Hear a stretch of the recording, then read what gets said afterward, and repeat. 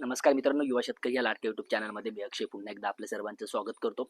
आजचा व्हिडिओ आपण without plan घेतोय. बिकॉज आपण कुठल्याही शेतात न जाता आजचा शेवटचा व्हिडिओ घेतो. इथून पुढे जास्तीत जास्त प्रयत्न असेल की जो काही व्हिडिओ आपण घेतो शेतामध्ये घेऊ, बिकॉज ऑफ सम ट्रबल आपण तो व्हिडिओ शेतात घेऊ शकत नाही.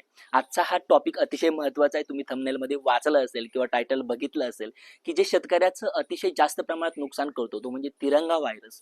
नेमकी हा तिरंगा व्हायरस काय आहे, याची लक्षणं काय आहेत आणि त्याच्यावरती कुठल्या उपाययोजनांनी आपण सहज नियंत्रण मिळवू शकतो, या सगळ्या गोष्टी बघताना पहिली गोष्ट, तिरंगा व्हायरस हा फुलकिड्यांमार्फत प्रसार होतो.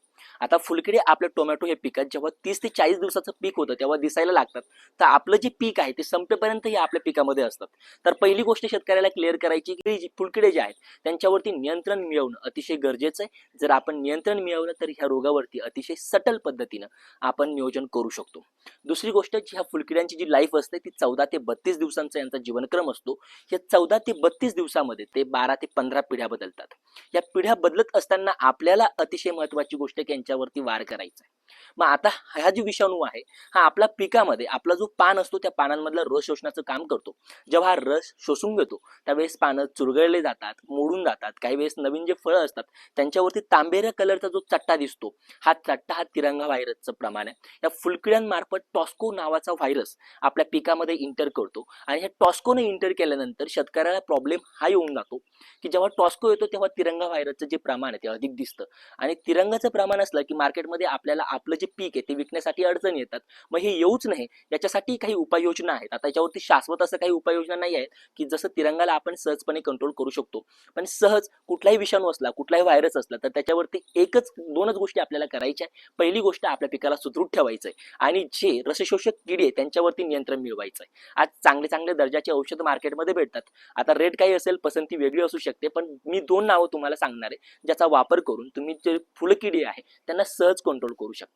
तत्पूर्वी जेव्हा हे आपल्या पानांवरती चट्टे आणतात त्यावरती जे आपलं प्लांट असतं म्हणजे झाड असतं त्याची वाढ थांबते किंवा एका बाजून त्याची लागवड झालेली असते, लागण झालेली असते, तर त्या ठिकाणी जे झाड आहे त्याची वाढ खुंटून जाते किंवा त्या पूर्ण झाडाची वाढ खुंटते, पानं गळायला लागतात, झाड असं विषारी विषारी दिसायला लागतं की त्याच्यावरती रोगिष्ट असं झाड आपल्याला जेव्हा आपलं दिसतं त्यावेळेस समजायचं की तिरंगा व्हायरसचा अटॅक होतोय.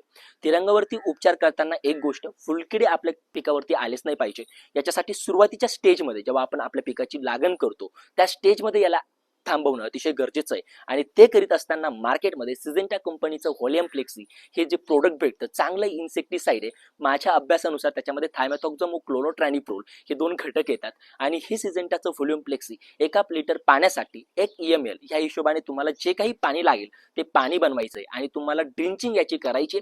टोमॅटो पीक जेव्हा 8 ते 10 दिवसाचं झाल्यानंतर जर याची तुम्ही ड्रिंचिंग घेतली तर येणाऱ्या पुढच्या काळामध्ये नागळी असेल किंवा इतर काही जे काही रोग असतील त्या रोगांवरती प्रतिबंध होईल. आणि आणखी एक गोष्ट करायची, जेव्हा पीक 20 ते 25 दिवसाचं होईल त्यावेळेस थायमॅथॉक्झम व लॅम्बडा सायलोथ्रिन हे 2 घटक असणारं मार्केटमध्ये सिजेंटा कंपनीचं जे अलिका भेटतं हे अलिका तुम्हाला वापरायचं 200 ml प्रति एकर ह्या हिशोबाने याचा स्प्रे देऊन टाकायचा आहे. मी 100% शाश्वतीने सांगतो की इथं तुमचं जे फुलकिडे आहे ते कंट्रोल होईल आणि सुरुवातीच्या 1 दिवसापासून ते 30-35 दिवसापर्यंत जर तुम्ही तुमच्या प्लॉटला फुलकिडे कंट्रोल केले तर नंतर सहसा हा प्रॉब्लेम येत नाही. कारण आपल्याला क्वालिटी उत्पन्न घ्यायचं असेल तर क्वालिटी नियोजन केलंच पाहिजे. यासाठी ज्या काही गोष्टी सांगितल्या त्या फॉलो करा. कुठलाही रोग असल्या घाबरू नका. जर स्पेशली व्हायरस आला तर गोष्ट ही करा की जे रसशोषक किडी आहे त्यांचा जो अटॅक आहे तो जागेवरती थांबला पाहिजे. यासाठी शेतकऱ्याला एक गोष्ट कळली पाहिजे की जी रसशोषक किडी आहे ती कुठल्या गटामध्ये येते, कारण प्रत्येकाचे ग्रुप वेगवेगळे पडतात, त्याच्यानुसार इन्सेक्टिसाइड वेगवेगळे वर्क करतात. जर काही अडचणी असतील तर कमेंट बॉक्समध्ये कमेंट करा. व्हिडिओला जर आवडला असेल तर व्हिडिओला लाईक करा आणि जास्तीत जास्त शेतकऱ्यांपर्यंत शेअर करा जेणेकरून इतरांनाही आपल्या ह्या व्हिडिओची मदत होईल. Stay tune.